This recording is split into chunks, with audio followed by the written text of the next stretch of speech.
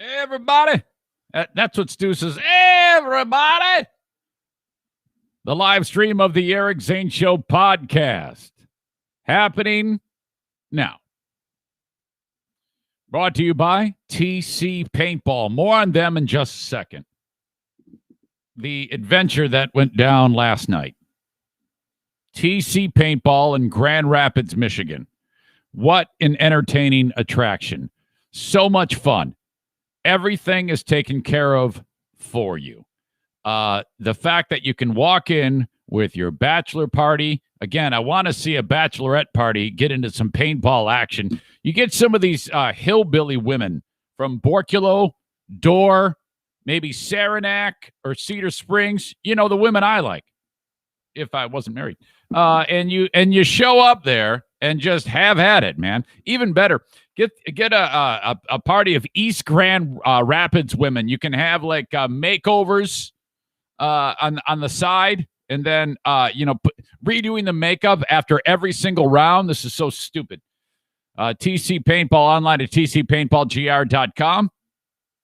A fully stocked pro shop, everything you need. Get your friends, get your family members together, and book a party at TC Paintball in Grand Rapids, Michigan. Okay, playing indoor right now. It won't be long till we're playing outdoor, though. Oh, boy, it's coming. A little cold today, though. Thank you again to TC Paintball. Irvine's Auto Repair, Grand Rapids Hybrid, ERVINES, irvines.com. If you are anywhere near West Michigan, the trusted place to get your vehicles repaired is Irvine's. Domestic, Asian, European, they cover them all. One exception. Volkswagens, or as they say, Volkswagen. You can give them a call, 616-532-6600, but it's really easy. I mean, basically, if you want, you can just drop the car off. If it's after hours, you got the key drop. You put a little, I think I need the oil changed, and I think I need a wheel alignment. They're going to have a look. They're going to reach out to you with a email/text. This is what we got. We also found this that needs some attention. Do you approve or is it a no? All right, approve. You take care of it all online. You got any questions, you call them. They'll take care of you. And then they have at it. Let you know when the car is done. They can even say, all right, your car is done. We're going to leave it in the parking lot after hours. We've got a drop box or a lock box. We'll give you a little code. You put the code in there, get your key, pay online. It's awesome, man. It's just that convenient at Irvine's Auto Repair, Grand Rapids Hybrid. Thank you so much. Okay. It is the 1st of March. My gosh. Wow. Ripping through the year already, 2021. Coming to you from the Baldwin Ace Hardware Fear Bunker Studio, the Eric Zane Show podcast. I want to play that Pellerito intro ad. Where is that? Where's that Pellerito intro? Yes, the Danny and Joe, and I think even Mike is involved in this one. The Eric Zane Show podcast begins now. This is Zaniac Joe Pellerito. And Danny Pellerito. EZSP. EZSP. It's the Eric Zane Show podcast. Give me an E. E. Give me a Z. Z. Give me a S. S. Give me a P. P. What's that spell? Espa. What's that spell? Espa. He laughs. All right, listen. It's the Eric Zane Show podcast show. Yeah, that's what it is. Please welcome Mr. Eric Zane. Oh, my God. Thank you. You guys are awesome. I appreciate that. That is so kind. Thank you. I got a new intro from Sarah Rook-Ruck-Rut. She just made one for me, too. That was awesome. I can't wait to get that hammered out. I'll probably be done with that and ready to play for you in, 3 or 4 years. I'm so slow.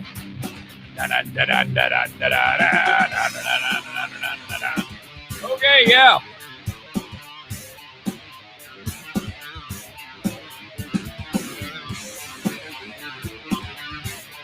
All right. Thanks again for being part of it. This is, as you know, is a daily podcast where I discuss news, nonsense, and my personal adventures. And there's always a bunch of those. My goodness. So nothing different here on today's show. Some of you are enjoying it. You're getting the show live, as I do it each and every Monday through Friday at about this time. Facebook.com/Eric Zane fan page. That's one place to watch it live from the Baldwin Ace Hardware Fear Bunker studio. That's brought to you by Irvine's. Thank you so much. Irvine's Auto Repair, Grand Rapids Hybrid. If you could, please share it or like it. That would be most appreciated. We've every time I really hammer that point, it seems like, we get a pretty fair amount of shares. For me, a fair amount of shares for a schmuck like me is 10. But then, it seems like if you did it one day, would you please do it for the subsequent days thereafter? Would you please make it a habit? That would be awesome, because the more people that see this when you share it, the better chance I have of being able to grow the show. So please share. Thank you so much. All right. On Twitter, a Periscope video brought to you by Blue Frost IT. Follow the show on Twitter at Eric Zane Show and retweet it or give me a heart and whatever it is. If you retweet it, snarky comment is appreciated. Say something mean about me and you will make me happy. Okay. And then on the almighty YouTube, Eric Zane Show on YouTube, subscribe to my channel. Hit the bell notification so you know when I go live, and then give me the thumbs up. That's brought to you by F45 in Byron Center. And, of course, wherever you download podcasts, everything that I'm saying here will be made in audio form. That's the first thing I ever did. When I first started podcasting, I wouldn't even every time put it on Facebook Live. I would do it like some of the time. I thought, whatever. I guess I'll just throw it up on Facebook. Now that's like key to be able to put this up on all the different platforms. I figured it out. But the first thing I ever did was the audio podcast. Wherever you download audio podcasts is where you will find my show. And all of the information about this is at ericzaneshow.com. Okay. If you ever want to reach out, I would love an old school email, eric@ericzaneshow.com. Any comments, questions, concerns, you want to send me something that might be fun to talk about on the show, you too could become the Forever Lawn West Michigan email of the day. So thanks for that. And then the email is brought to you by Shoreliner Striping. Restripe the parking lot with Shoreliners. Thank you. Okay. Now, boy, I think today this is yet another on-time start. And it is now 6 days in a row. Typically, I hit the thing to start it, the live stream, at 8. And then it's that countdown thing, that stupid music, put you to sleep countdown, dream sequence. So I'll give myself a pass if it's 8:01, 8:02. Okay, to me, that's still on-time start. Well, no, technically it's not. But considering where we were, there were days, and I'm not saying we won't go back to those days. There were days where it was like 8:25, and everybody's like, "What? Wait, what are you doing?" Somehow I've managed to have some momentum for getting the show started on time. But today was a day where, holy crap, at 7:30, I hadn't yet sat down here because as we record the show, I usually like to be in this chair by, about 10 after 7, getting my act together and getting the show ready to go. But not today. No way. Late in bed. There's a, what is that? In Grand Rapids, there's a religious station, radio station, WCSG, I think it's what it's called. And, man, every morning I wake up to them. And they're the most, I don't know their names. They are the most pleasant people on God's green earth. They could tell you that they could say something as sinister, hypothetically, they're not really doing this. They could say something as sinister as they kill babies, and it would sound pleasant and godly. I don't know how they do it. There is not a bit of a sideways snark in anything they say. It's so nice. This is the nicest. Okay. These are the people you got to watch out for, though. Okay. There was a guy. Who was the guy? I think it was the same radio station years ago. They had a guy on in mornings named John Ballio. I don't know if it was CSG. I should probably look that up. I don't want to screw these people over. They're probably, hey, no, it wasn't, because there's more than one religious station.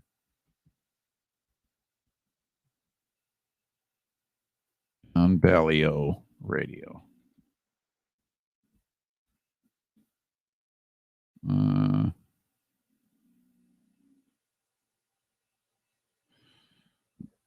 Yeah, he got in trouble a number of years ago, and I see there's an update back in 2015. Christian radio host, oh God, listen to this headline. Christian radio host, child rapist. God. John Ballio catches break on sentence. Did they even mention the station in this story? It was CSG. Oh, those poor folks.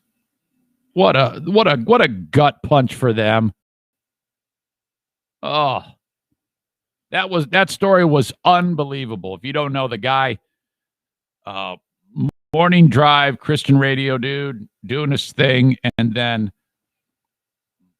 somehow the feds were tipped off that he was doing terrible things at a Christian radio live concert setting up north some summer day. He's on stage and, all right, there you go. That's thank you so much for the, ladies and gentlemen, make some noise for the disciples.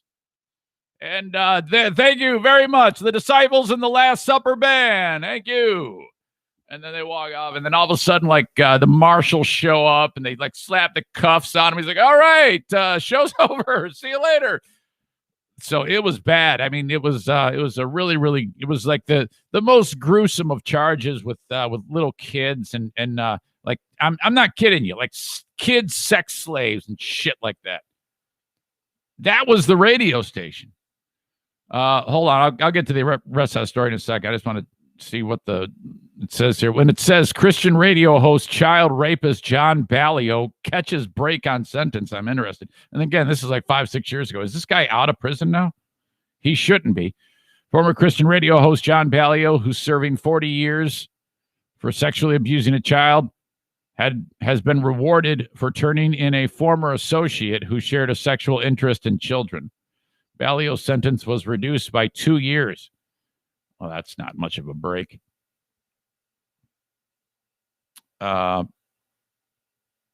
Ballio flipped on so-and-so who recently pleaded guilty. Well, Ballio is probably going to die in prison.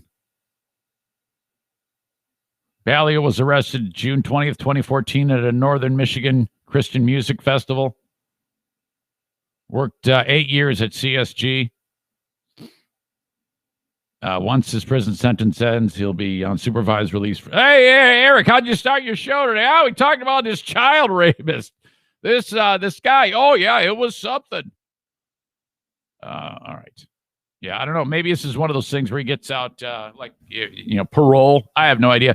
But I bring it up because I wake up and these people are just like the shining light of optimism. Everything is pleasant and amazing. I don't have a bad thing to say about them. It's just like, you would think that every song is just an uplifting, make you feel good, pep in your step. Oh, there is, man. And so then I hit the snooze. 10 minutes goes by. For some reason, it goes off at 6:21. Then all of a sudden, it's 6:31. I hit it again. I'm getting traffic and weather together every 10 minutes. I'm getting the pleasant voices. I'm getting the uplifting music. 7:41 or 6:41. And then I'm like, oh, fuck, man, shit. Here I am listening to Jesus Station. I'm like, oh, God. And the reason why I picked that one is just because it comes in good. I listen to it and I'm like, man, I don't know what it is about. I'm into like old school hymns. Okay.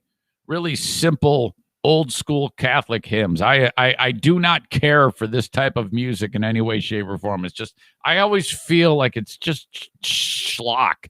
And I'm like, what is going on? It's like, finally get that, turn it off. Okay, great. Off we go. By the time I get started on the lunches for the girls, It's way late. Okay. This is not going to work out. Okay. And then Bruce, for some reason, as I indicated to you before, the little guy, he doesn't eat in the morning, and that's bad. Okay. So I got to put the corned beef hash inside of his food. And he still didn't even eat that, man. I'm like, what the hell, Bruce? So I get that. I prepare all that. He's like, nah, I don't want it. So I have to try to feed him by like a baby, put it in a spoon, give it to him. And he's like, no, fuck you. I'm not going to eat it. What the? Okay, off we go. Up here, super late. How I got this show ready to go today is an absolute miracle. Some will say it seems like you don't have it ready to go. Today, I need to cover with you the little moment when I was on TV over the weekend. The Grand Rapids Griffins had a hockey game on Friday night. So I was doing my TV hosting thing on WXSP and AHL TV. Now, this is the first time that I did something that was flat out embarrassing, like a real disaster for me. And I'm sure if you saw it, you remember it. You know what I'm talking about. I'm going to play it for you. Okay, so there's that. One major debacle needs to be put on display. New York Governor Andrew, jeez, listen to me. Pat Sajak's going to make fun of me. New York Governor Andrew Cuomo steps on his dick. Oh. I oftentimes when I hear about old men saying inappropriate things to ladies a lot younger than them, I actually am so grossed out by this. I feel so embarrassed for them that they actually Cuomo actually thought a 25-year-old chick would be interested in his 63-year-old ass. It's fucking sick. I'm just, oh God. And truth be told, during the pandemic, well, we're still in the pandemic.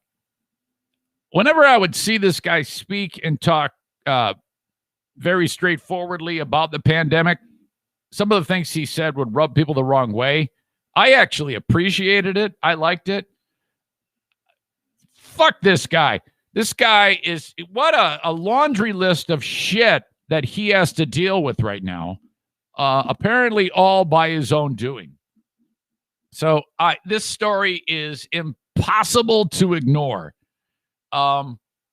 So, I mean, everybody is killing this guy. Even the Democrats are like, yeah, he's fucking crazy. You gotta resign. This guy, it would not surprise me if in the next day or two, he's like, all right, I'm out, man.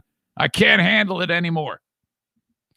Got an update on Lady Gaga's stolen dogs. Oh my gosh. There's an update there. Along with an email of the day that has something to do with it from Bob. I'll just say Bob Q. Bob Q wrote an email with something tipping me off about something particular about the incident. You remember when the dogs were stolen and the dog walker, the guy Ryan Fisher, got shot? Which, by the way, he's gonna make it. He's doing okay, Ryan Fisher. He's turned the corner, thank God. Well, Ryan Fisher, you remember that clip of him screaming? I got to talk about that. But first, last night, as I mentioned, we were over at TC Paintball for the first ever Sunday evening event. Okay. 5 p.m. start. We had the pizza from BC Pizza. Great crowd. I mean, just seriously ready to go. We had a couple cancellations late. I think we would have had one of our biggest crowds if Dale brought his 800 kids. And but we fell just short of that. Nate was supposed to make it too. Something fell through, so he couldn't. His plans fell through because something popped up. But still, good crowd. All right. All us dudes, one lady playing. Far2 is her name. And you're like, far too, yeah, that is, I found out, I go, far too, what is up with the name? What is the origin? She goes, that's Somali. I go, oh my God, this is awesome. So, yeah, here we are doing our thing, paintball.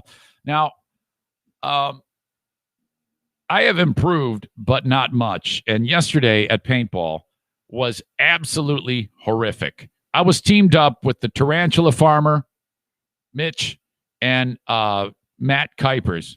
That is the brother of the world famous Kevin Kuipers. Fuck off from Hayward. Kevin was there too. So it's Eric, Matt, Tarantula Farmer. We, I think we had one victory of the 10 tournament games that we played. Maybe 8 tournament games. I don't know. It was just horrible. And I did not get any kills in any of the games. Not a one. It was horrible. Oh my God. I was so shitty. And I would always, my luck was I was always getting shot early, or I was the last one left. So, I take 2 steps, boom, I get shot.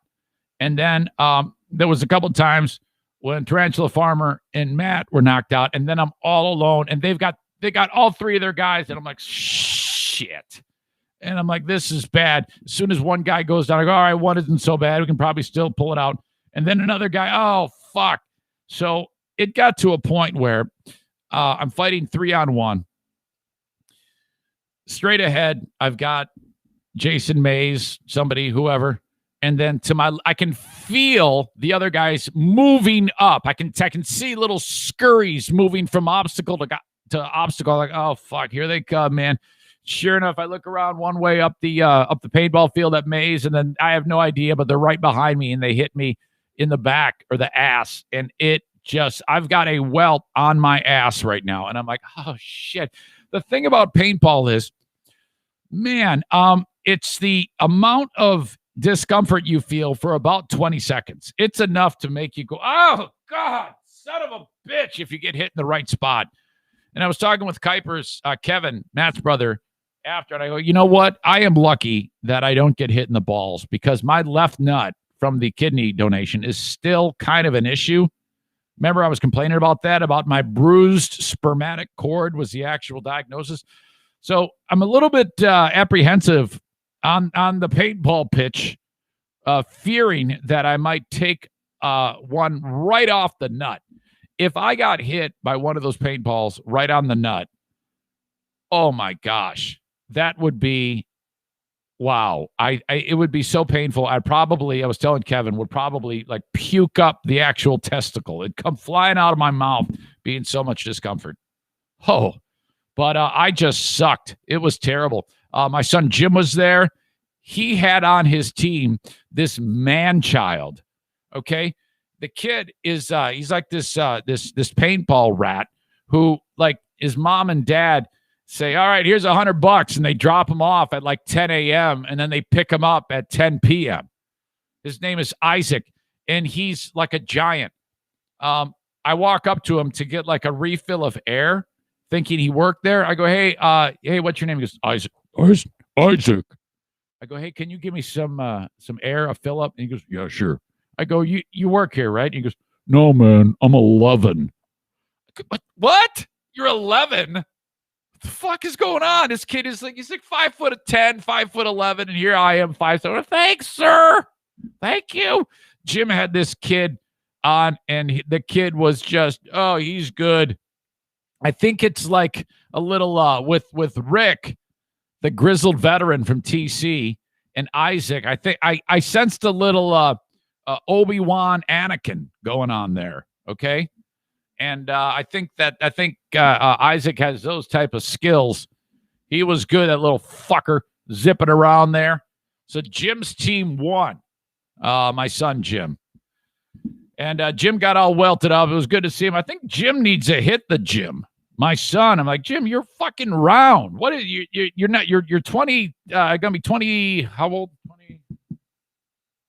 I think, wait a minute, 1995, 2005, 215. He's going to be 27? Oh, shit. You're going to be 27. You're not supposed to be round. What the hell? Come on, man. Go for a walk. Do something. You can't be on the fucking Kenny weight loss thing. All right, so horrible. Sorry, Kenny. I don't know. I'm just as bad as you. More on that in a second. So horrible effort by me. Our team finished in absolute last place. Jim's team finished in first place. Good time had by all. I'll let you know when the next one is coming around the bend. Okay. So now I've been talking all last week about I think I'll be able to make some headway on the diet bet. I don't know, man. It's not looking good. We're about maybe 8-10 days away from having to weigh in on the diet bet, and I still think I'm at square one. I still think I weigh what I started. I would have to go on like a QAnon shaman hunger strike because I don't have organic food, to be able to lose this weight.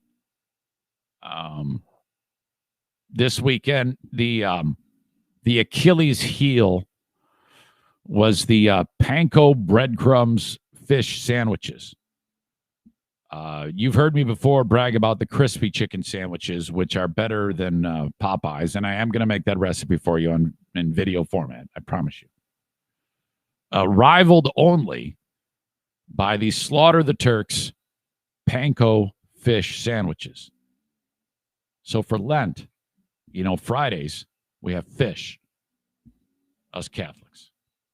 And so the fish I use for the panko crispy fish sandwiches is the same that they use at McDonald's. Alaskan cod. Underrated fish, okay? Light white fish.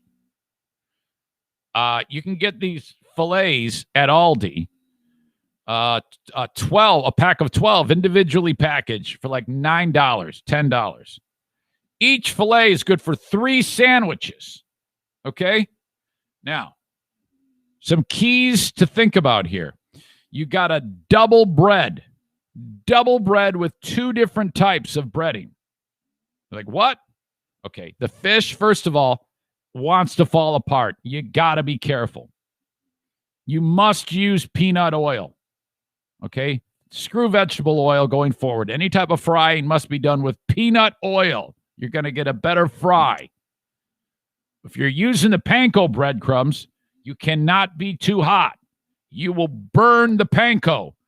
Burnt panko means shit because you got a burnt outer covering, not golden brown, and then you still got to cook the fish. So by the time you get it out of the fryer, out of the frying pan, you better be using cast. It's going to be black. Okay? You do not want that. Easy on the heat. You ease up the temperature. Then you take some of the panko or the flour and you throw it in there. If it starts to really sizzle, you're perfect. 4 eggs. Whip them up. Take the filet. You've separated each filet into 3 parts. Okay? You can make 3 sandwiches out of each one of these. Egg all over it. Drop it into the flour, seasoned salt mixture. You take a cup and a half of flour, add a bunch of seasoned salt, whip it up, taste it. If it tastes a hint of saltiness, you're there. If you don't taste the seasoned salt, you need more seasoned salt. Egg the fish, flour the fish, egg the fish again. Then lift the bowl so you don't get the egg into the flour and lift the fish out, put it into the panko, cover, shaky, fry. Repeat. Try to do this with 1 hand. You do it with 2, you're going to make a mess. And then just have at it. And if you notice that this panko turns dark brown quick, fucking oil's too hot. Get it off the heat to save that 1 piece. Okay? You got to do this right. Too much heat, you're going to burn the panko. They're saying, what is panko? They're breadcrumbs. Panko breadcrumbs. You can get them right by the other breadcrumbs in the freaking aisle. This fit, you get it done, you put it on the rack thingy so it kind of like the oil soaks in or disappears or drips off. You salt them. Don't salt too much, but then you salt those bad boys, and man, my gosh, the family's going to be like, this is better than McDonald's. Okay, so then you got all this fish on there. Take slices of cheese, the processed shit. You fold them in half, take 1/2 slice, lay it right on there, take all the fish, put it into the microwave for 10, 15 seconds. It's already hot, but you want the cheese melted. Melt the damn cheese, pull it out. Any type of hamburger buns, bottom, fish with cheese, squirt of tartar sauce on top. All the sandwiches, they go back in the microwave. 10 seconds. Heat the bun. Put them down. Everybody murders them. And you're an absolute savior. They love you because you have made something better than McDonald's. I'm telling you, these are a dream to eat. Oh, okay. You want the recipe? I don't have it. I made it up anyway. So that one I actually made up. Easy. Not only was I the exquisite chef again, pigging out, and that's why I tried on Friday to eat just the fish, soaked in oil with breadcrumbs. Oh, yeah. I'll do it the diet method and not use a bun and dip it in the tartar sauce. Yeah, like that's, so good. I ate so much. And then we had it again last night. So there is like no chance. Seriously. Kenny, and I talked to Kenny over the weekend, and he's like, man, it's over. I did the Ben and Eric Patreon podcast on Saturday of this week, and it was one of my favorites. In fact, I think it was the most fun I've had on that. And Kenny actually joined us with the date. I don't want to say girlfriend because I don't think they're official. I have no idea. But he went on another date with this really cute, nice lady named Leanne. And Kenny, what the, man, he's like rolling the dice there by joining the Zoom to play Bet on Ben with the girl. And I'm sitting there playing drops and stuff like that. I need a titty in my mouth. And she's like, wait, what's going on? These are your friends? I hope it went out. I hope it went okay, Kenny. Seriously. That was a lot of fun with Ben, man. We had a great time. Oh, so much going on there. All right. And then, so the weekend goes on, and then I go to Mass on Sunday. And while I'm in Mass, Diana looks at her iPhone watch, or what do they call it? iPhone watch, Apple Watch. That's what it is. And I noticed her attention is looking at it during Mass. I'm like, uh-oh. And then I noticed that my phone lights up. I've got it on silent, and Madison is calling. Okay, so this is not good. She knows we're at Mass. So for her to be reaching out during Mass, we've got an issue, like something major, like, stubbed her toe or spilled her coffee or can't find $1, a major crisis. So I'm worried. And then I very subtly type in Mass, can't talk. And then I see Diana touching the watch, okay? Like Johnny Sacco and his flying robot. I'll be amazed if any of you get that reference. Actually, I don't think that Johnny Sacco's watch was, I think he had to talk into it. I lean over and go, what's going on? Madison's car battery died over at so-and-so's house where she's getting her hair cut. And I go, oh, well, gee, she's probably ready to throw herself out of the window. Oh, my God. God, help us all, So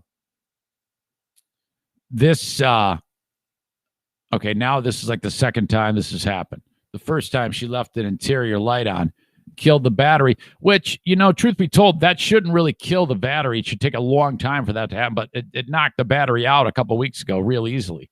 Jumped it, continued on, worked fine. Now this, weird. So call her after Mass. And shockingly, she is not going cuckoo. I'm like, okay, all right, coping skill. The reason why, she's at someone's house, okay?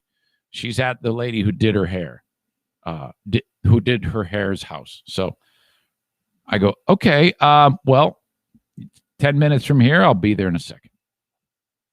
By the time I get there, the dad of the lady who cut her hair showed up, jumped. I'm literally 2 blocks away. And then she goes, I'm good. I'm coming home. All right. I turn around. We get home about the same time. Now I've got this. Not only do I have to make the fish, but I got to change a battery. And man, okay, this is scary for your old pal Eric. I'm not good with this. We need to look no further than the time that I did this exact same thing, and I put the replacement battery in, and the red is the positive and the black is the negative. And I put the battery in backwards. So I put the red on the negative and the black on the positive. And it was a bad deal. I ruined the battery. There is a protective fuse in the under the hood that it blew, which was a pain in the ass to get replaced. I had to drive to a Honda dealer and get this thing replaced, which amazingly I managed to get it all in a day and replace it. And then the auto parts place was nice enough to give me another battery. They could have just said, fuck you. But I was straight with them. Like, yeah, here you go, you dumb idiot. You want us to do it? No, I got it. And I did it right. So in the back of my head, I'm like, okay. So I take the battery out. And there's, on this car, on this Accord, it's an old Accord. It's you unhook the battery, you lift the battery out, and there's like a case that comes out with it, okay, into the battery. It makes the battery compartment like appropriate size. All right. And so this box like piece of plastic is now sitting on the engine block. The wires are unhooked. I'm like, good. I lift the battery out. I take it to the auto parts store. I go, hey, can you test this? Yeah, we're going to test it for you. Test it. Yeah, this battery is shit. You need a new battery. Okay. Had no idea they were that expensive. He goes, 150 for this one and 170 for this one. Longer guaranteed life. This one's going to last you 6 years. You want this one? I go, yeah, give me the 6-year battery. Yes. Okay, great. Get a can of PB Blaster for the stuck nuts. That little kit with the little rings, little felt rings and the silicone you put on the posts. Yes, I got it all. $200 out the door. Just under with the core trade in. Go home. Okay. Put the battery in.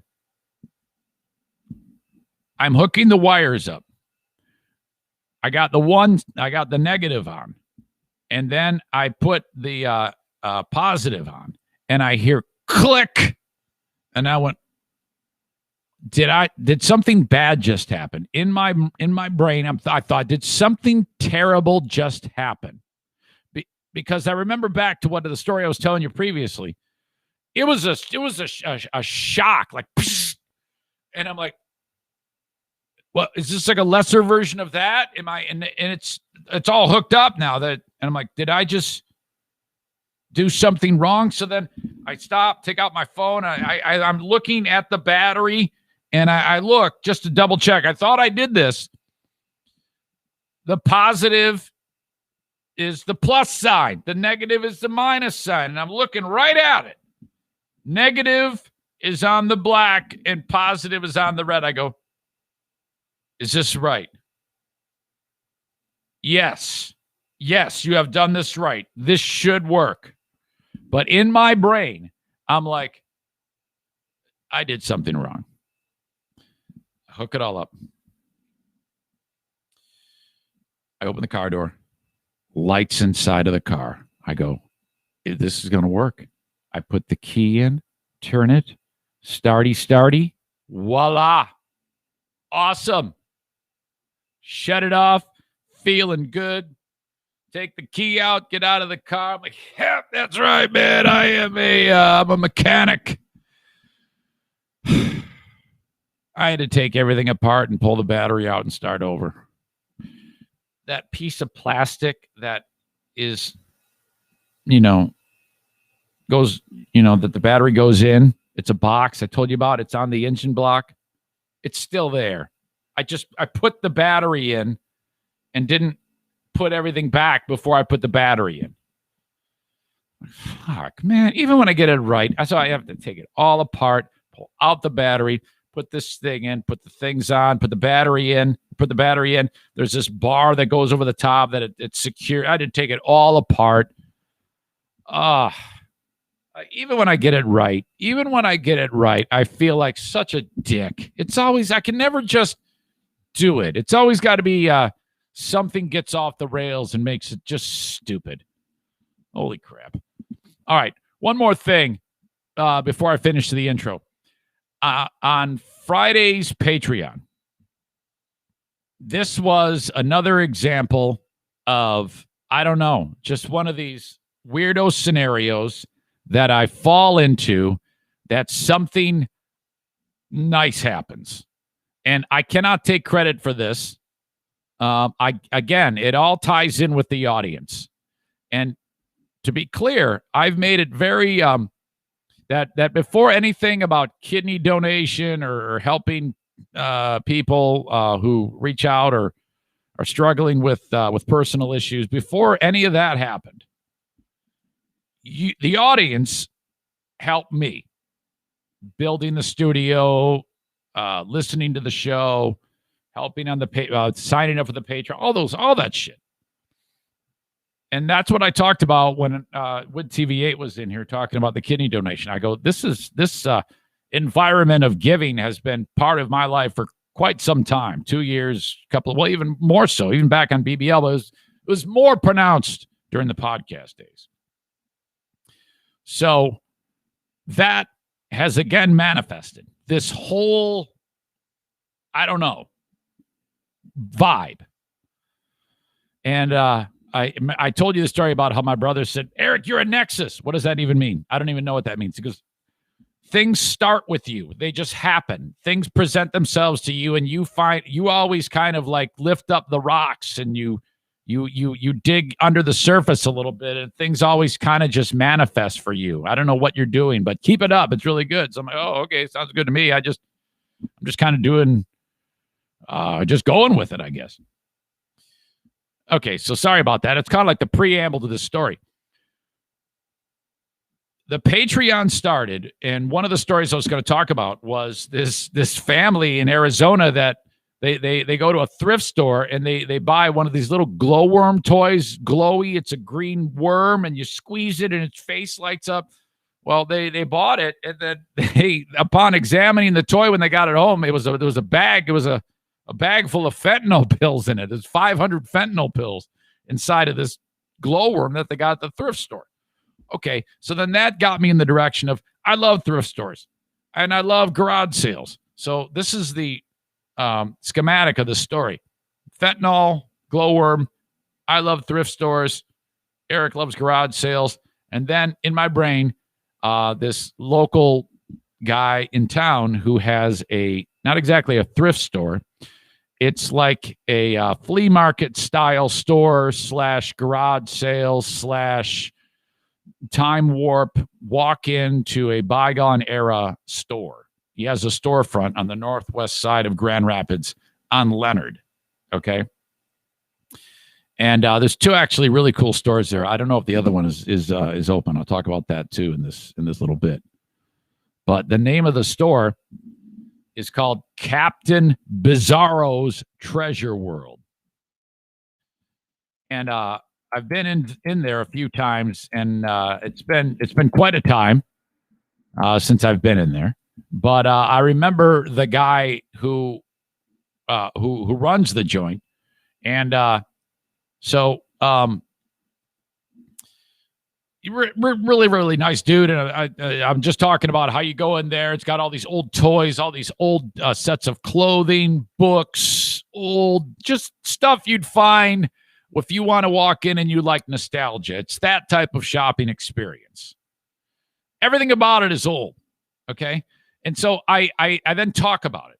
And then I look it up, And then I'm trying to find if it's still around, if it's still open. And I'm not really sure if it's open because I'm looking at the website. So I call. And though not open, this really pleasant sounding man picks up the phone. Hello. And I'm like, hey, is this Captain Bizarro? He goes, in the flesh or something like that. And he's like got that type of spirited answer. And you got the impression right away that this was a happy, sweet soul. I think anybody who heard the bit, and on my Patreon, there's only handfuls of people that listen to that, but still, I got a lot of feedback about this bit. So I'm talking to the guy about the place, and I go, so you open? And he says, well, I took, during the pandemic, the only way to do my store was to have like out on the sidewalk flea markets. And then I don't have anybody to help me. So I had to get all the stuff back into the store. And I'm hoping I have a goal to open on April 1, but I don't have anyone to help me. This store is a disaster and it needs to be organized and cleaned. And I don't even know where to begin. And it's just so. And then I look at the comments on the live stream, and the folks on the Patreon, I remember seeing everybody was like, hey, let's get together and have a field trip and go and help him. So they're having that discussion that they would do that. So then I see that and I voice it to him, Captain Bizarro, who, by the way, he's a real talker. If he gets your ear, it's going to be Bizarro World, because you're going to have to be like, okay, hey, I got to go. Yeah, let's go. Let's Reader's Digest version here. You're giving me War and Peace, okay? But he's great, great dude. And so I said to him, I go, hey, you know what, Captain Bizarro? These people want to do this, so can we come and visit you? And if you have like a list of chores, me and the Zaniac crew, there'll probably be, I don't know, 10 to 12 of us, would love to help you get the store ready for business. And I shit you not, he started to cry. And I was like, oh no. And everybody was like, oh my God, this guy is just a saint. What a sweetheart. So, oh my God. That ended up ending the segment. I finished, by the way, the Patreon podcast, and then I called him right after. And I gave him a little bit more background about you, the audience, what it is, what we do, how we could work this. And that was that. And then I sent him the audio of what we had just finished, how it all came to be. And then I call him the next day. And he's talking about, we're just having a conversation. And then at one point in the conversation on Saturday, I got the impression that he was like, so yeah, I one of the things I need someone to help me technology wise, because he's 60. And you know, if you're an old hippie selling old shit, it stands to reason you probably wouldn't be like online with the tech like Blue Frost IT or something like that. And he needs help in like getting a footprint digitally. So we all know how to do that. I mean, so and he's talking about it, and somehow he gets to the point where he's talking about, some time ago someone showed me how to use eBay, and I remember that, and they were like a tutorial, and I paid them so and so amount of dollars an hour, so I'd be willing to do. And I went, wait a minute, what? And he goes, yeah, isn't that what you're getting at? I go, no, this is just people want to help you. This sounds like something we'd like to do. And then right away, he's like, what is going on here? I go, yeah, I know. It's just, this is kind of like what it's been with the people that listen to my show. And we've kind of facilitated this type of these little adventures. This is what we do all the time. This has happened between me and this audience on several occasions. And then I kind of detailed the great food giveaway and some of the other fun. I detailed the kidney thing with them. I go, yeah, this is all. And then I detailed what you did for me to get this show off the ground, you know? I go, so we just get together and do this shit, man. And he's like, oh my God, what is he's so, I don't know. It might be a case of people are so used to thinking that there's going to be a flip side to this. What's the catch type of thing? No catch. It's just, we're going to come see you. So I go, we can do a lot of fun things. If you had a website or even just a Facebook page where you could once a week feature some of your shit. So you'd be like, hey, everybody, because he's got that type of, what he does have is the ability to weave a story. So if you did a Facebook Live where you had a few things you wanted to show your crew who's enjoying you on Facebook, you got your old school Aquaman doll in the freaking box that some nerd's going to want to buy. Basically, just an avenue to get your name out. We've got 1,000,001 people that can show you exactly how to do that and help you establish like a presence to be able to get more people into your store. You see?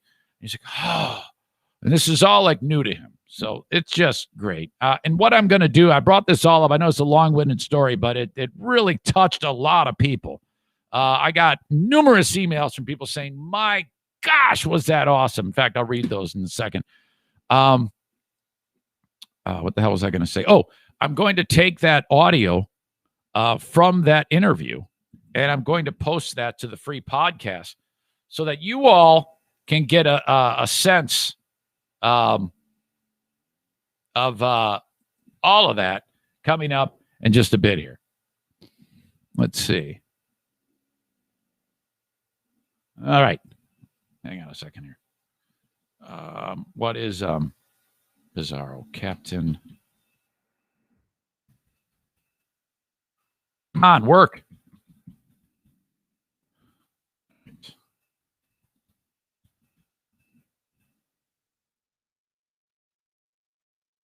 Jose writes, good morning. God is so good. I want to help. Let me know when you are getting together to help. I love to clean. Have a great day. Signed, Jose. There's one more, too. I think Chris. Yeah. I think it was Chris. Hey, Zane. Just listened to the Patreon. Wanted to say that the Captain Bizarro phone call made my day. I think you should replay it on Monday's freebie to generate more interest. Have a great weekend. Absolutely. Kenny reaching out and saying, hey, how's it going? You're doing great today. My God. Kenny, oh, the poor guy. He's like, man, I don't want, Kenny's like, there's certain sensitive things I don't want you to talk about. Yeah, probably not the time to let me. Probably the time to let me know is not when I'm actually doing the actual podcast. You might want to back up your clock a little earlier. Oh, my God. What the fuck, dude? Sorry about that. Sorry that was your fault. All right. Jason says field trip to Bizarro's with a side excursion to Shakedown Street. I don't know what that is. Apparently in the interview, Eric, hi, is this Captain Bizarro? Silence. It depends on who's asking, he says. All right. Let's see. Got a ton of people enjoying the free podcast. Thank you so much for being here. Adam says negative cable, first off, last on. That I did do right. I did do that right, Adam. Kenny, what do you think about the weekend? I need a titty in my mouth. Poor Kenny. He's like, damn it, I didn't want certain things mentioned. Well, why did you let me know at 8:09 when I'm live? Yeah, man, you got to check your emails more often. Kenny, no, I don't. If you'd let me, give me a fucking lead up, you dumbass. The fuck is wrong with you? Shit. Jason says, seriously, you don't know what Shakedown is? I've heard of it. Shakedown. Is that a head shop? You've been in GR for decades. Well, I think I remember them. What do you call it? On the radio advertising. Now he's saying, Kenny, wait a minute. Hold on a second. He's saying, dude, shut the fuck up. Kenny, hang on. Incoming. We can clear this up right now. Kenny wants to get a message to me. This is real important. This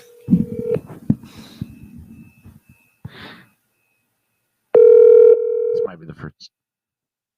Dude, I'm in a WebEx meeting. I can't talk. Oh, you're in a meeting? Yeah. Oh, okay. Well, then how are you able to know that I'm like talking about, or that I talked to that? Are you not paying attention to the meeting? It's kind of half and half. Yeah. What is the topic of the meeting? Come on. I gotta go. Okay. Now, hey, do your fingers smell funny? Dude, I gotta go. Stop. Okay, I'll see it. Okay. Tell everybody I said hi at the meeting. No. Okay. I'm gonna post a picture of the girl. Dude, shut up. Just kidding. She's very sweet. Okay, I won't say another word. She's just very, very nice. Oh my god, dude. Shush. I gotta go. Bye. What? What'd you say? Bye. What are you doing? Kenny. Dude, I gotta go. Are you gonna get in trouble? I might, so shut up. Okay, yeah, don't get in trouble. Just I'll let you go. I'll call you later on, okay? All right. Okay, see ya. Hey, Kenny. Oh. Hey, man, look. I told you not to say anything, man. No, yeah, but Kenny, you let me know after the show started. Yeah, I know, man, but shit, I'm gonna get myself in trouble. All right? Don't fuck this up for me, man. I hung out with this girl Saturday night, and oh man, my back. Oh. Tyler says, oh my God. Stevie says she's still there. I don't know. Was that said? I don't think that was said. By the way, as I wrap up the intro, has anybody listened to Stu McAllister lately? I've been listening to Stu lately on the Elemental podcast. Oh my God! Let's check out Stu here. I wonder if okay. Stu's concerning me.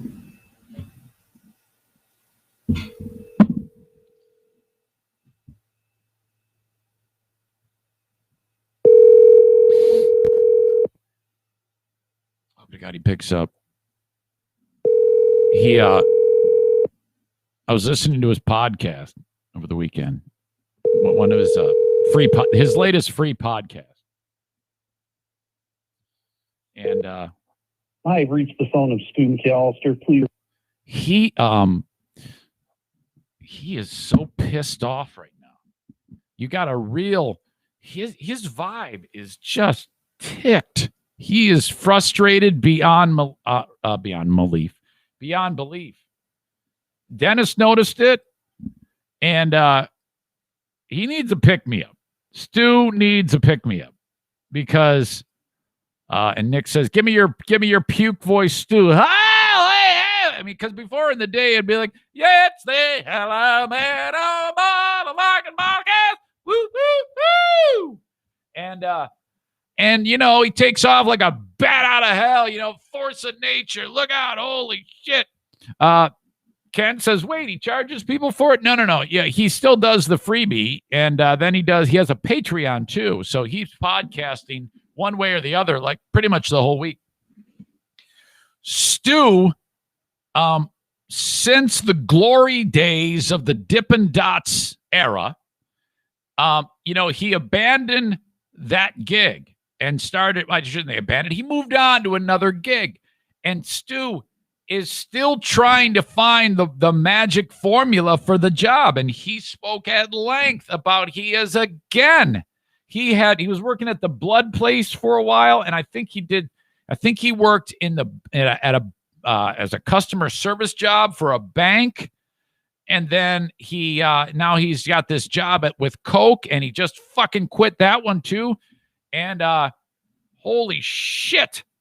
And it is it's a little bit strange, because he's just, the vibe is he's just frustrated, really frustrated. So I'm listening to this, and I think he's got yet another gig. This guy keeps getting jobs. I'll give him credit for that. No moss grows under his feet, but he is finicky like a cat when it comes to his gigs. Because he's describing to me that when he's working on whatever gig, like the Coke one got off the rails because he didn't like the fact that he'd be driving to some store in whatever community, and then the last second they say, all right, hey, everything's fucked up. We want you to turn around and go to this other store. And he's like, fuck. And so he's getting pissed off about that, and he's frustrated. And then the next thing you know, I quit. 2-week notice, boom.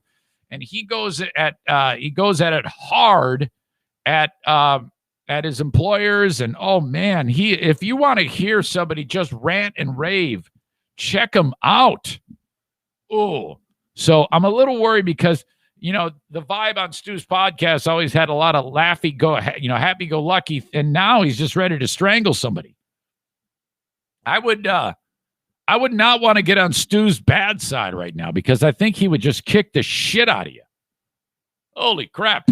Okay, there you go. That is the intro of the Eric Zane Show podcast. Speaking, I mentioned Patreon several times there, but Patreon is where a lot of things are happening right now.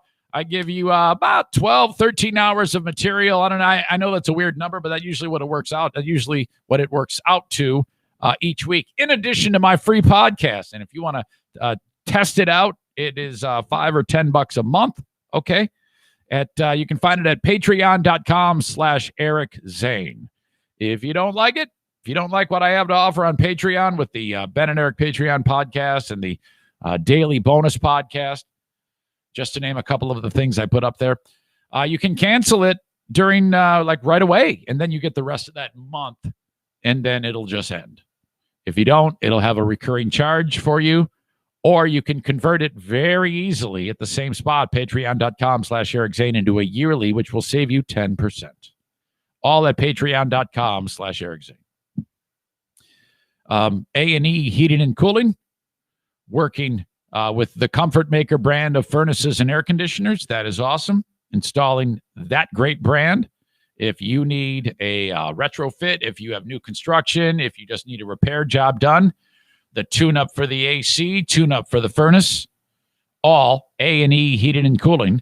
And, of course, the Remy Halo, that very, very popular device that in the age of this pandemic is making the air in your home clean. Imagine if coronavirus is floating around in the particles, riding on the little bits of air and moisture through it, nebulized in your air because someone came in and coughed it all over the place. You stand a pretty strong chance of catching it. However, if the air goes through the cold air return that has the little particles and passes by the Remy Halo, zapped, turned into harmless hydrogen peroxide. That's the Remy Halo. The entire restaurant industry is making this a standard to keep their customers safe. You can have it in your home, the exact same device. Installed for $650 when you mention my name. $750 for the non-Zane Show podcast listeners. Call Joe, 616-516-8579, A&E Heating and Cooling. If you want to get in shape, Byron Center is the place to go for F45. The website, f45training.com/Byron Center. Get 1 week free for the workout. Okay, just go to, that's the first thing you do. Go to the letter F, the number 4, the number 5, f45training.com/Byron Center. Fill out the form, and you got a week free of training, and then just let them do their thing with you, man. It is awesome. You are going to love this place. f45training.com/Byron Center to get that 1 week free. Please mention the Eric Zane Show podcast when you bang on their door, and have at it at F45 Byron Center. All right. This next story is an update on Gaga. Before I get to that, emailer Tim wants to get in on emailer of the day with Zane. Things are going to be awkward as fuck when we find 2 or 3 kids buried in the Captain Bizarro basement. Dude, come on. Are you crazy? Have you lost your mind? Unbelievable. Unacceptable. Bob writes this. This is your email of the day brought to you by Forever Lawn West Michigan, online at foreverlawn.com/WMI. He wrote this after the story on Friday about Lady Gaga's dog being stolen. And to set this up, I got to play this for you. This was Ryan Fisher, the dog walker.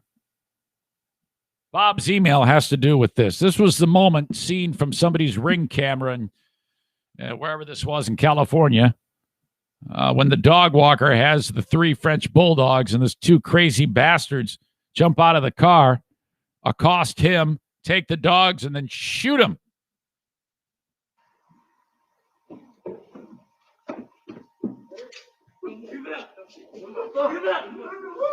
Get out!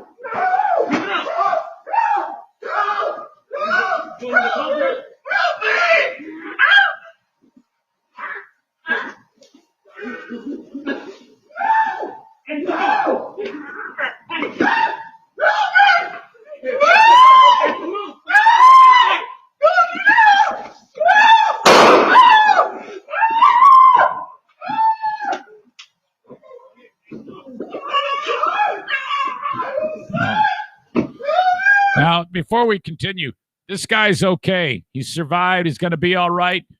I'm guessing Gaga is going to give him about $50 million in hazard pay. Before I get to the rest of the story, that ended Friday, and Bob wrote this. When you played that audio of the dog walker, all I could think of was this. It's better.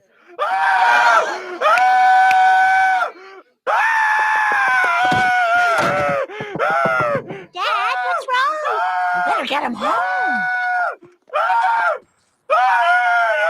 Here you go.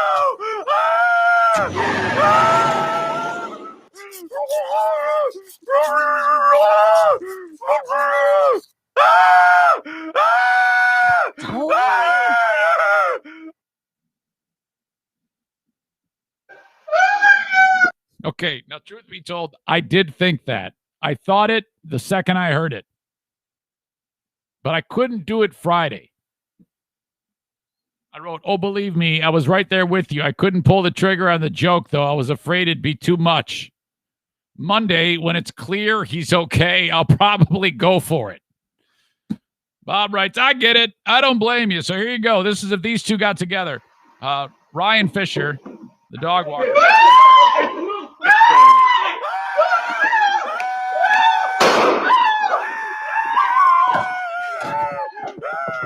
Dad, what's wrong? You better get him home.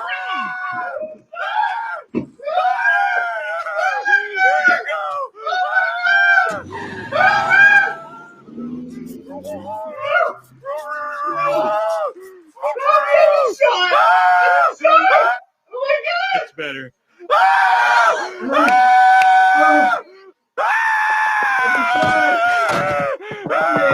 Dad, what's wrong? You better get him home. Here you go.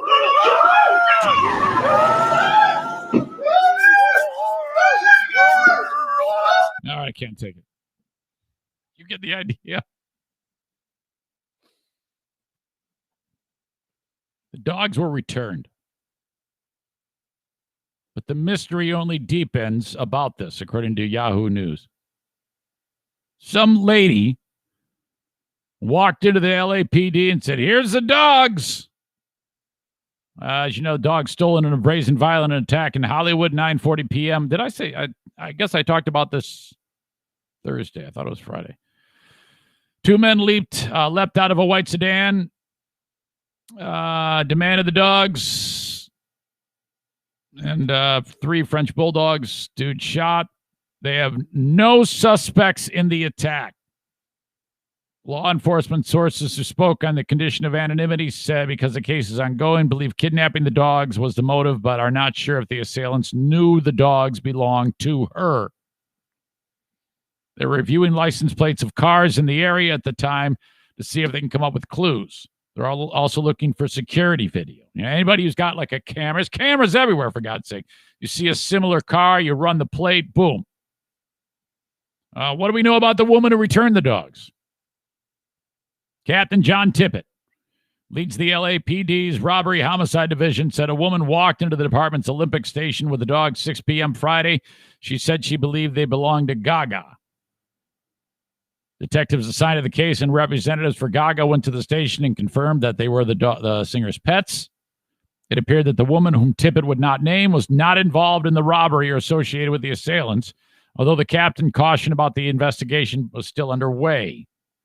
Well, yeah, that's the thing. How did you come up with these? And I don't think that they're giving that out yet. I don't want to get into any discussions about her or where the dogs were actually located. We're providing very little information on this because this is an ongoing investigation because we are also concerned about her safety. How the hell did she get those dogs? What did we know from witnesses and videos on the incident? They had a motive and they didn't care. Who said he witnessed the shooting? Said Carlos, the neighbor, whatever. He said he witnessed the shooting from his porch before calling. Yeah, way to not run in and help, Carlos. Carlos, not the sheepdog. Yeah, I'll just help you after you get shot. Talks a little bit about the struggle. Yeah, so that guy, I don't know. I guess I can't blame somebody to run out and risk their life, you know. Yeah, so they don't know. There was even the idea floated that it could have been something to do with her, and I even mentioned it on the show, singing at the frickin' inauguration, but I think that's bullshit. I think it's just somebody floated that out there, and then I picked it up and said, yeah, let's talk about it, but I think that's kind of just died out. She never left. She's shooting on location somewhere overseas. Never left the place. And then the guy, I wonder what if it says specifics about his Ryan Fisher condition. Yeah, I guess this dude's okay. Shot in the chest. Fuck. Oh. Man. Yeah, he's got to be worth some money. I think he's the type of like high-end dog walker that he already made some money. He isn't like just some schlep doing it for like $10 an hour. I think he's got an entire business walking dogs for famous people, this guy. Incredible. What a story. So your email of the day is in that. Thank you very much to Forever Lawn West Michigan for being part of the show. Okay, Cameo. I'm doing cameos, of course, still. Cameo.com/Eric Zane on your desktop or laptop. You can also get it via the app, Cameo app. Just download it and have at it. Any other way, I don't recommend it because they end up taking a bunch of the money. I don't charge a lot to begin with, so if half of it's going to fees for both Cameo and the Apple app, it's probably better off. Well, I know it's better off if you just either use the Cameo app, or the best way is your desktop or laptop. Cameo.com/Eric Zane. Have me roast a friend. Hello to somebody, a happy birthday, a saluted employee, congratulatory message, whatever it may be. I do it all on Cameo. Getting closer to tax time. In fact, my tax day is tomorrow. And I am not ready for that. Tag Accounting sends me a checklist of things that I have to have in order and ready to bring to my face-to-face I have with the Tax Hobbit. And some of you won't do a face-to-face. You'll just do it online. That's fine, too. But I like the face-to-face with the Tax Hobbit. A little FaceTime. 616-301-9516. I have nothing ready. I got to get all my documents ready and shit. Oh, my God.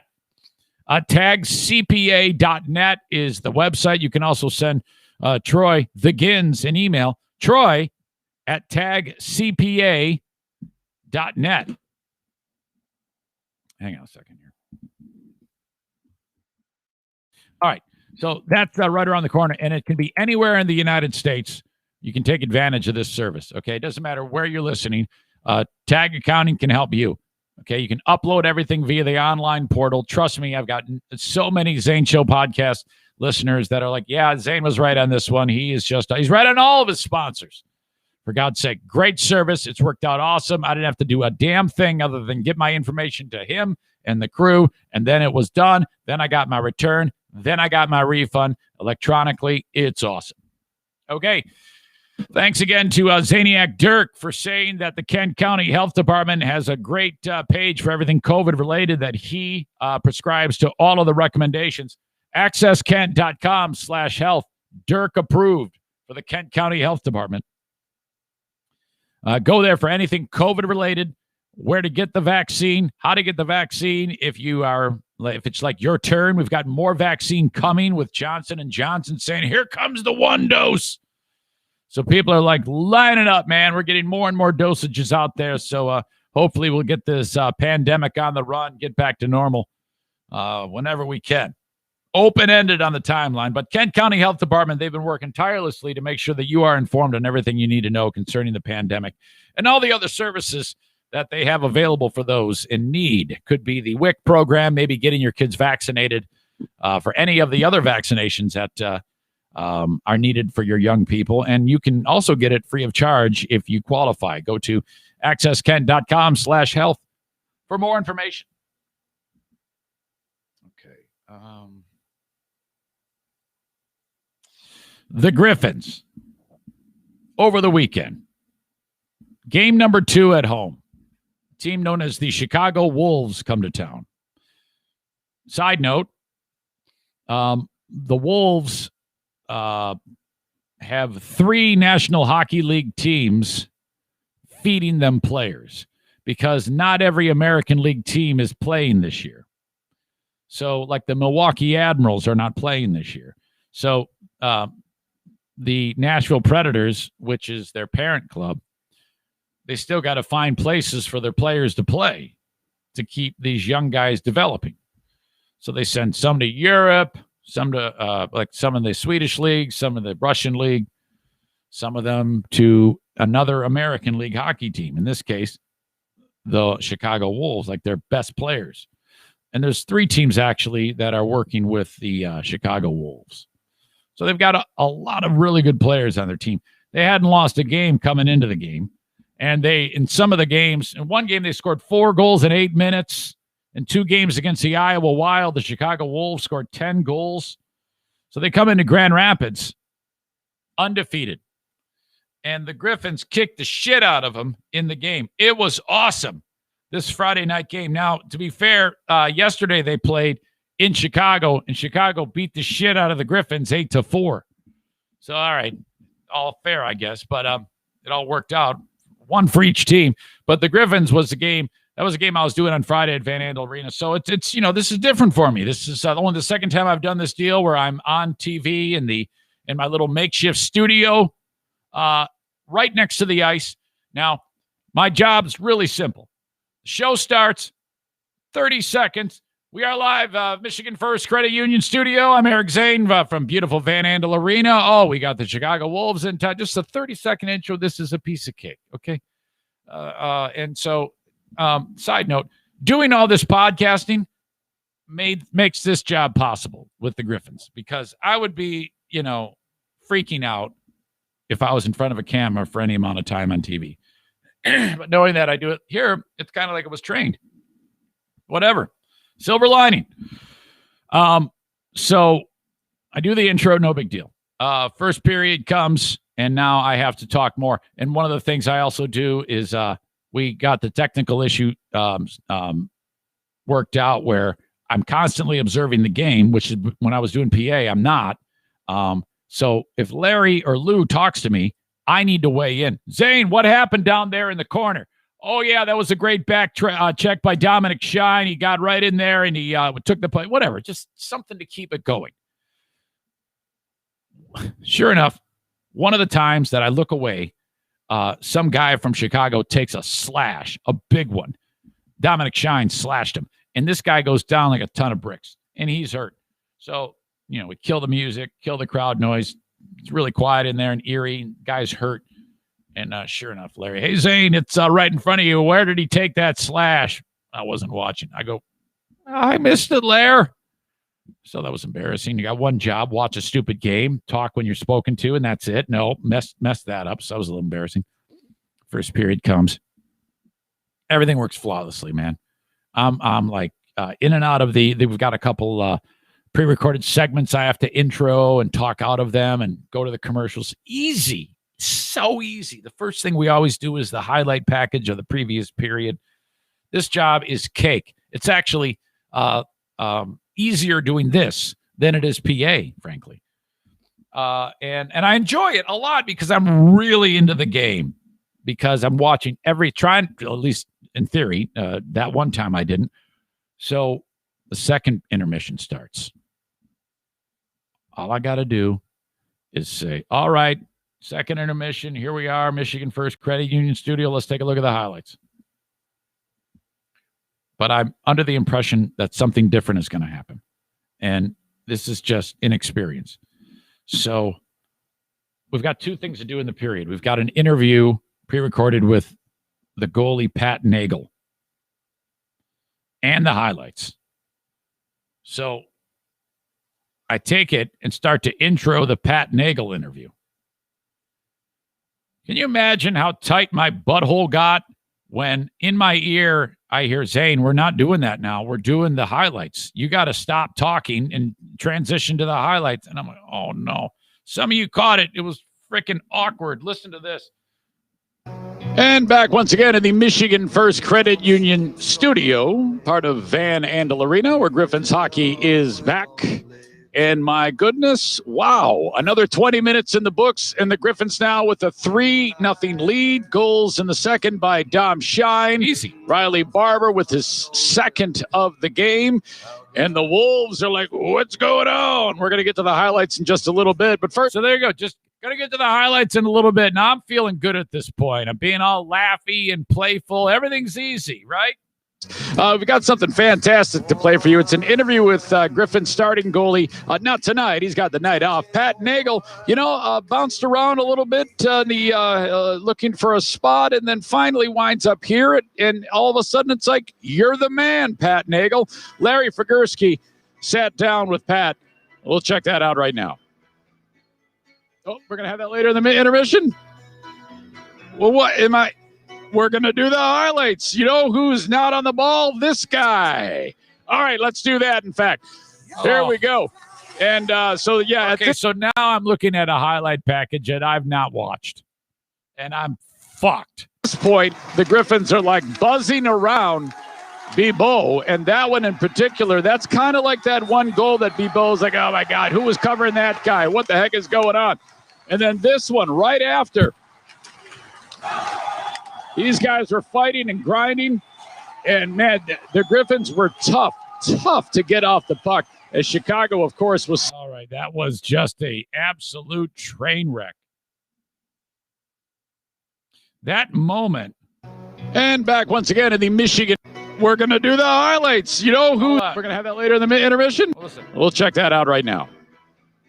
Right there, that pause, that's when in my ear I'm hearing it. And if you're looking at it, you see me like listening to what is being said. Oh my God, was that terrible? With Pat, we'll check that out right now. Oh, we're gonna have that later in the intermission. Oh, well, what am I? We're gonna do the highlights. We're gonna have that later in the intermission. That sounded like this. Are we gonna be buying another third beer? We're gonna have that later in the intermission. Are we gonna be buying another third beer? Oh. Thought we'd make it a whole show without hearing that, huh, Kevin? Are we going to be buying another third later in the intermission? Listen to this. Well, what am I? Well, what am I? Well, what am I? Well, what am I? Oh, my God. You know who's not on the ball? This guy. We're going to have that later in the intermission. Are we going to beer bong another third beer? Well, what am I? You know who's not on the ball? This guy. Fuck off of me. Oh, wow. That was rough. Oh, boy. Didn't feel good at all. Made it through. Finished up. No, the hardest part, the most challenging thing I think I can do that I do is the highlights. And I talked to Kaiser after the game. He goes, yeah, I'm getting the impression that he didn't say this, but I felt it. Like the highlights, it's like I'm kind of narrating something that I've never seen before. And it just, I just hated it. I hate the vibe of it because I can't seem to get any momentum on it, but whatever. Okay. So that was weird. Funny though. I wish, I don't have the ability to actually get the video to actually post it, but still the audio was funny. But when he was talking in my ear, I could feel the blood pressure going up and the heat and my ears got hot. I was like, oh my God, this is terrible. What a jackass. Okay, so that was awkward, but not nearly as awkward as what is going on right now with the governor of New York, Andrew Cuomo. Okay, it takes a lot for me to get behind the demise of someone politically because it's just fucking not fun. But a lot has happened to this guy since December of last year. The timeline that lays out is one that's making everybody like abandon ship on this guy, including fellow Democrats. It all started with December 13th. Lindsey Boylan accuses him of harassment. He denies it. We go to 2021, January 28th. So he's thinking, oh, yeah, some time has passed. I'm still good. All right, that's blowing over, no big deal. January 2021, New York Attorney General Letitia James releases a scathing report saying that the state may have undercounted COVID-related nursing home deaths by thousands, suggesting that Cuomo's policies on returning COVID patients to nursing homes may have exacerbated the problem. Now, he denies that exacerbated the problem. His point is that COVID was already in these places when these patients came back, and there was extra care when these patients came back so that they were isolated. So it remains to be seen, but it depends on who you listen to, who you believe in that. So there's that. Okay, that's another problem. On to February, comments emerge by a top aide to Cuomo who allegedly told lawmakers that the state froze on releasing data about COVID deaths in nursing homes because it feared the data would be used for a possible probe by Trump's Department of Justice. Okay, if this guy says that, a top aide says, yeah, the state froze on releasing the data because we were worried about Trump getting involved. Well, that sounds like a cover-up. Yeah, we wanted to wait to release the data so that we wouldn't get in trouble. Ooh. So his guy says that. Okay. Cuomo now is like, well, yeah, I'm admitting some mistakes in how the state handling the death rate data in nursing homes, but but he doesn't apologize for anything. He just kind of like glosses it over as, yeah, it was just a fucking typo. It was a little hiccup, no biggie. He does one of those deals. Well, an assembly member from Queens named Ron Kim, Ron claims that Cuomo raged out in a phone call over Kim's comments about Cuomo's handling of COVID deaths in nursing homes. This is on the 17th of February. So he's like freaking out, and he lets this guy have it. New York City Mayor Bill de Blasio later calls such threats classic Cuomo.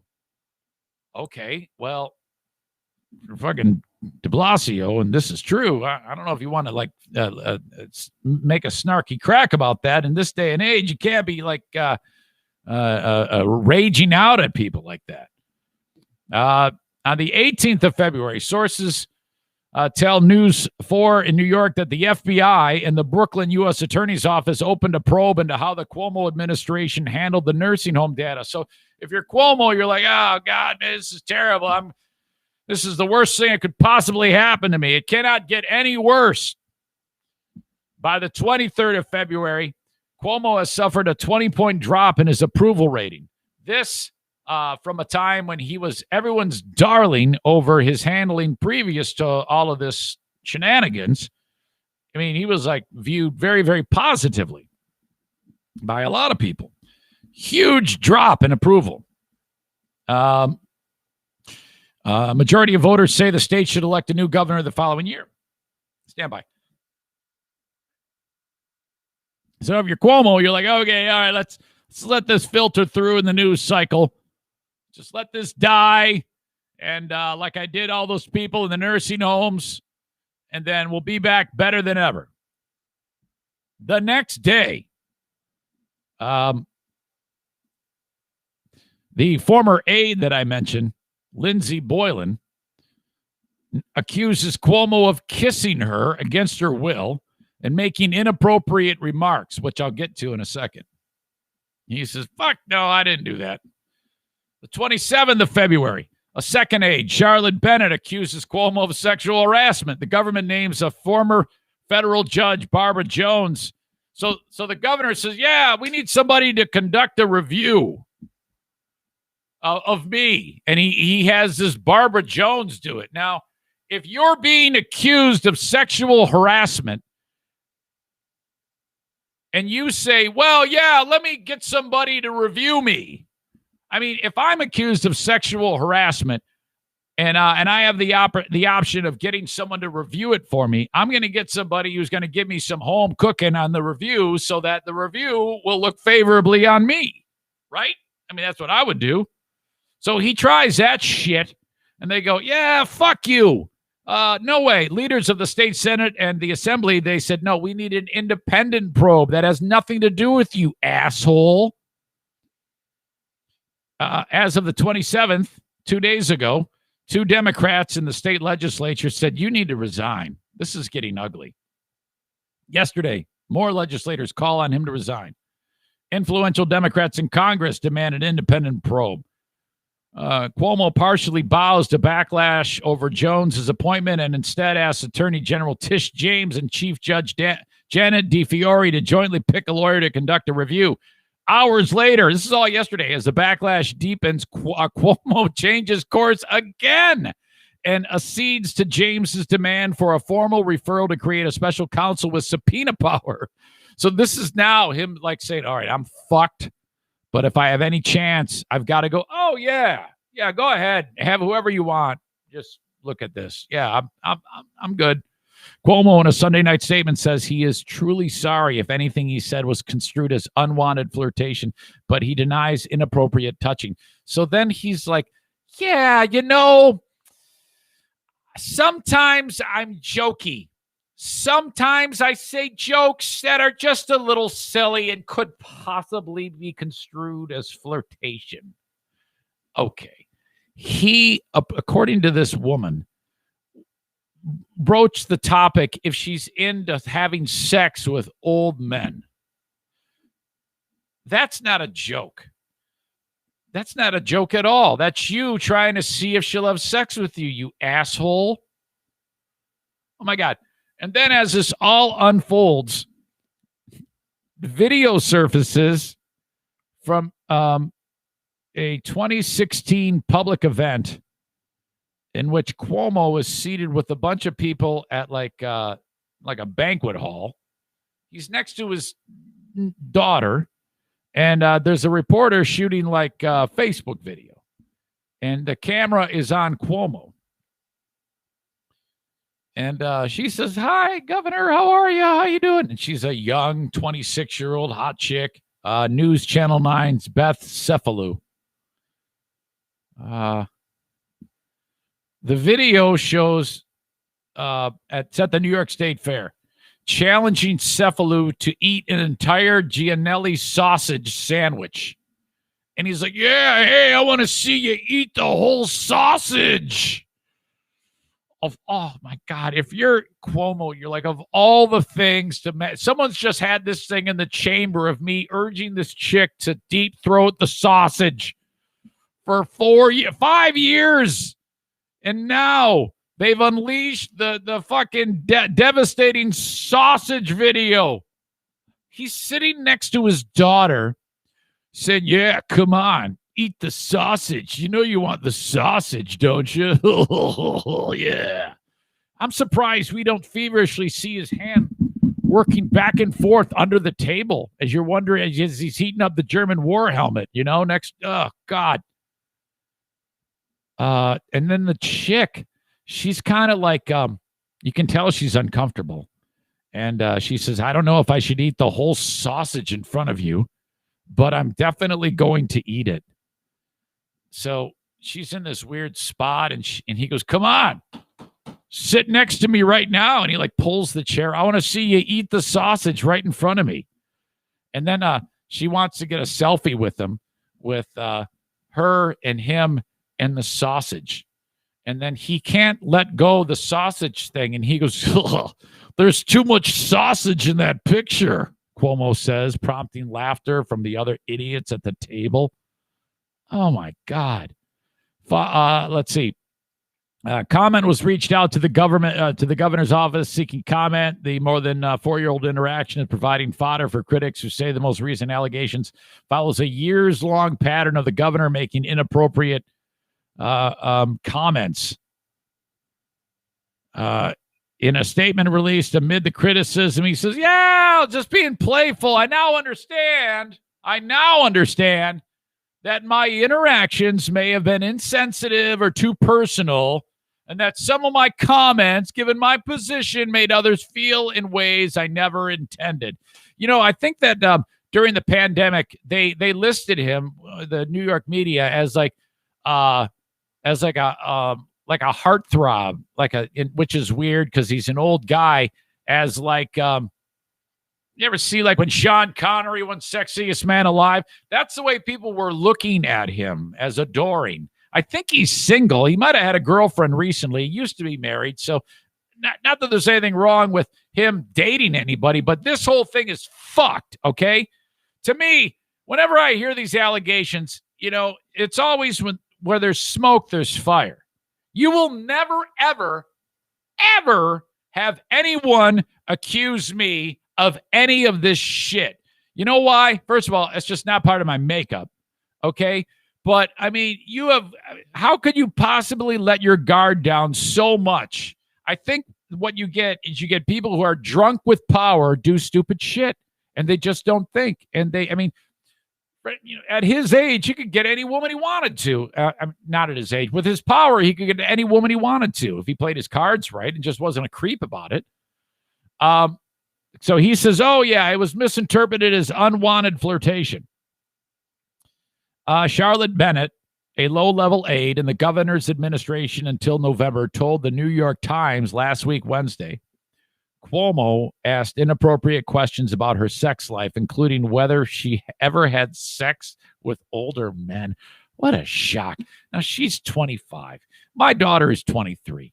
And I can only imagine. I mean, I would kick so much ass if I found out that in the workplace, somebody approached my daughter and said something that inappropriate. That, to me, is so ridiculous and so sacred. It just would sicken me, and I just want to fight. I would be so upset by that.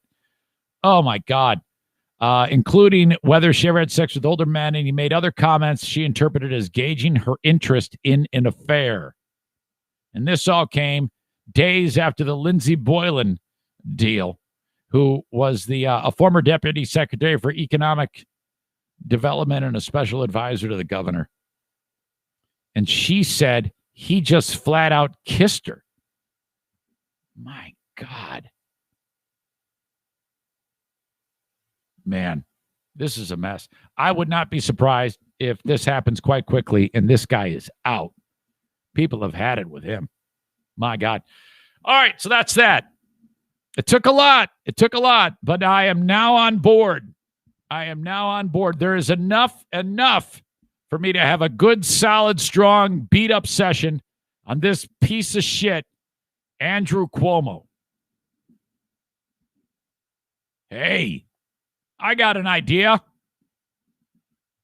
We got an award. All right. The AOD, Asshole of the Day. Friday was John Geddert, the gutless gymnastics coach who was supposed to turn himself in, and then he just turned himself into the devil instead when he put a bullet through his head. How do you spell Cuomo? Cuomo.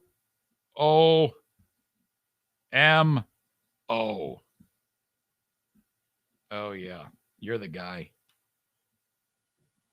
What an asshole. Congratulations. You've won this award. Prestigious. Happens Monday through Friday right here. Let me see. Top of my head, is there an honorable mention?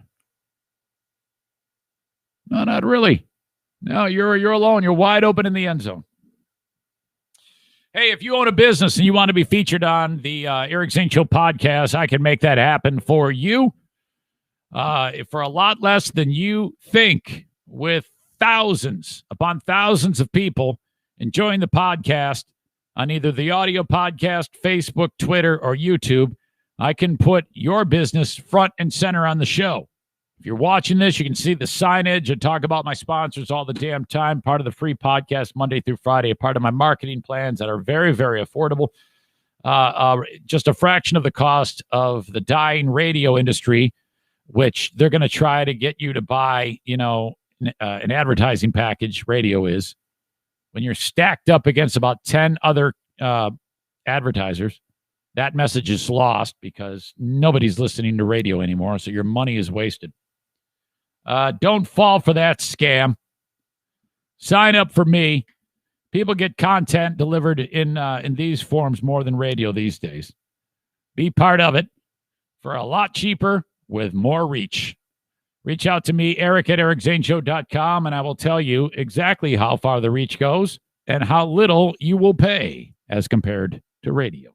I encourage you to reach out to radio and try to get pricing on an ad package. And then ask them, make sure you ask this number. Say, hey, this is how you get them. Say, I'm really interested in advertising on your radio station. But I need this because I'm an informed purchaser. Can you go back into your files of ratings, and can you pull your CUME number and then compare it to from 10 years ago and compare it now? The radio station's CUME number from 10 years ago to now, because they have access to all that. And the first number from 10 years ago is going to be a very, very big number. And the one now is going to be about a third of that, because CUME is the overall audience. Okay? They just don't use the radio anymore. It's not that the programming is no good. The programming's the same. It's just they don't listen to it. That's what they're trying to get you to spend money on. And they're charging actually more now than they were last year. Okay? Bleeding money because no one's listening. No one's advertising. They're all going belly up. They're all firing their employees. Avoid at all costs. Unless if I'm on the air.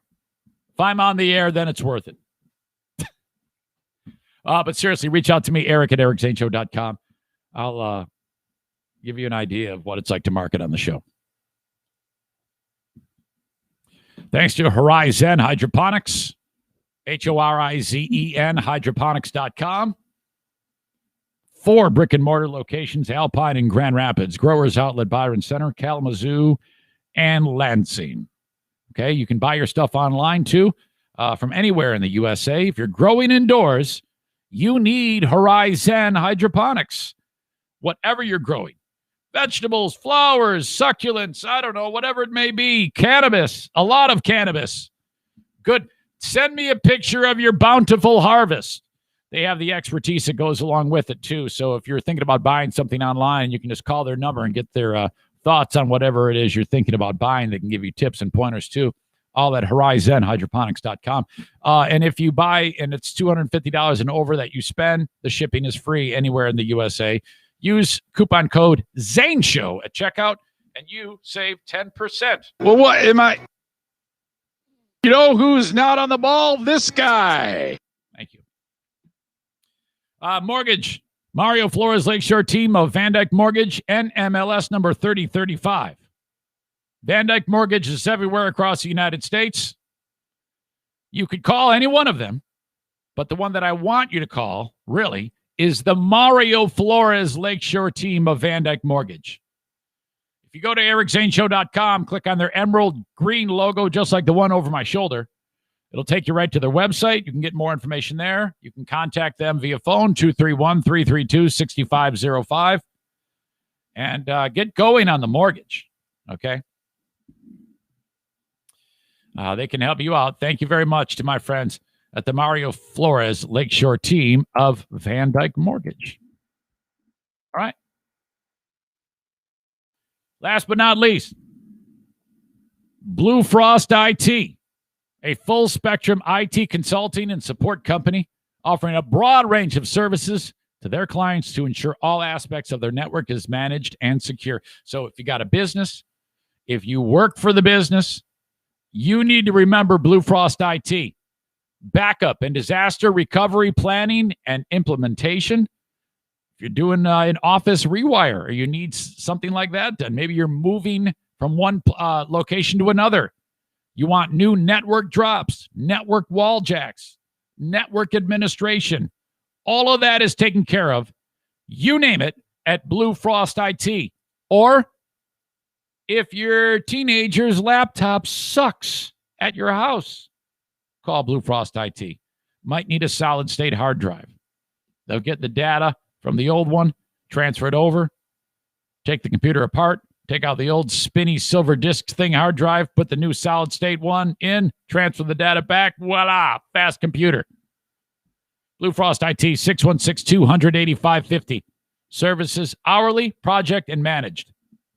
Hourly is like what I just talked about, getting that computer fixed.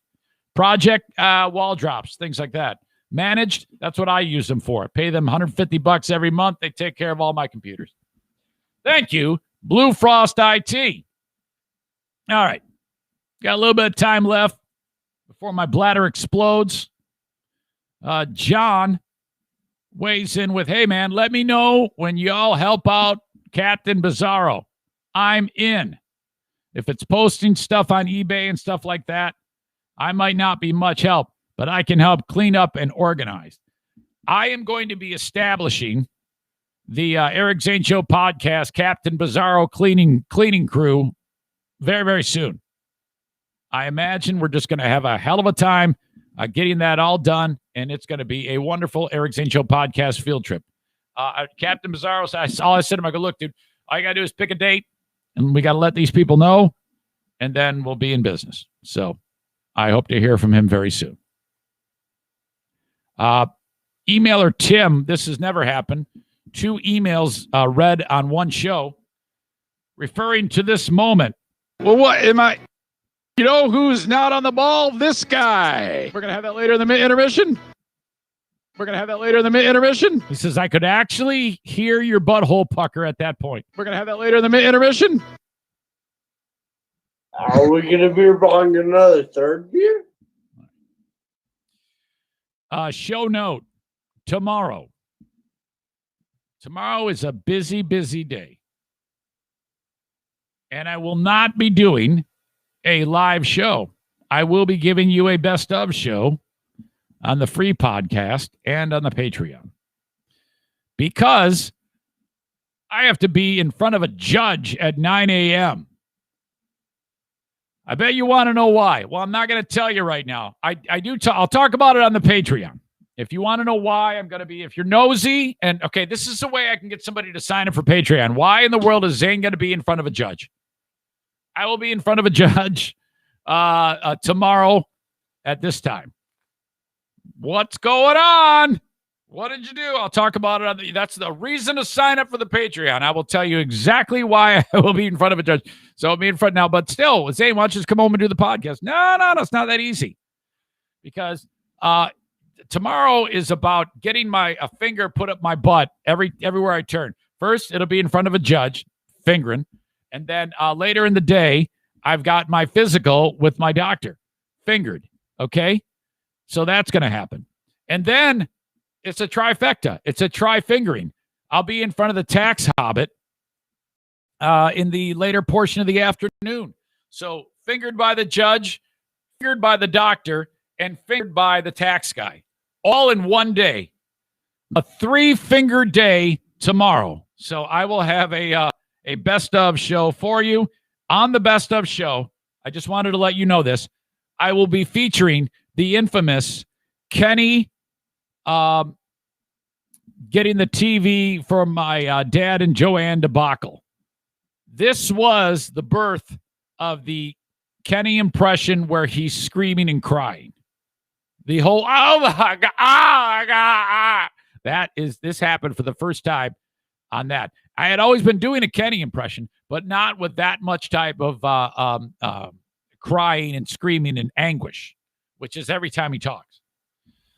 And also, if you remember, Joanne was upset on that story because she didn't want whoever bought the TV for her, pitched in money, to feel bad.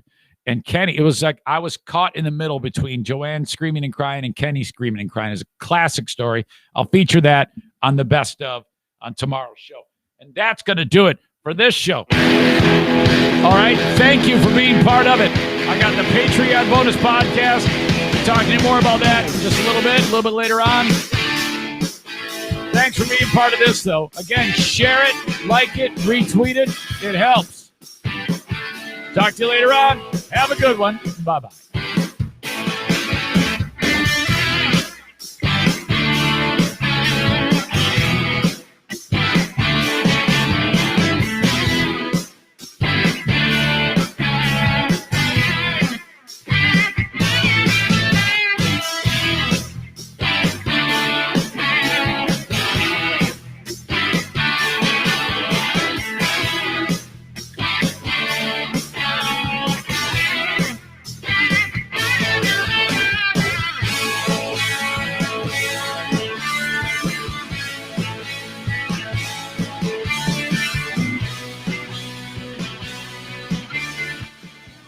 Ladies and gentlemen, Patriot Nick's Zoom Trivia, brought to you by JM Synthetics, March 13th, for a chance to win 1 year of Patreon Tier 2.